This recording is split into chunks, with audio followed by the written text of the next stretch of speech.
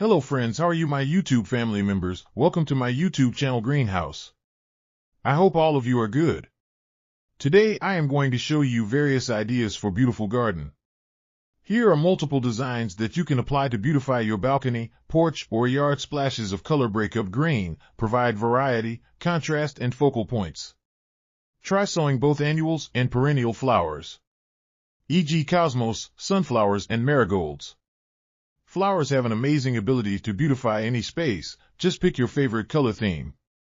Create a collection of plants with the same flower color for greater impact.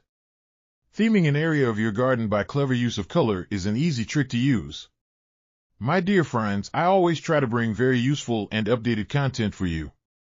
If you like my video, Designing a beautiful garden involves careful planning, creativity, and a harmonious blend of various elements. Here's a detailed guide on how to design a beautiful garden. Define your goals. Determine the purpose of your garden, whether it's for relaxation, entertaining, or growing plants. Site analysis. Assess your garden's location, considering factors like sunlight, soil quality, drainage, and climate.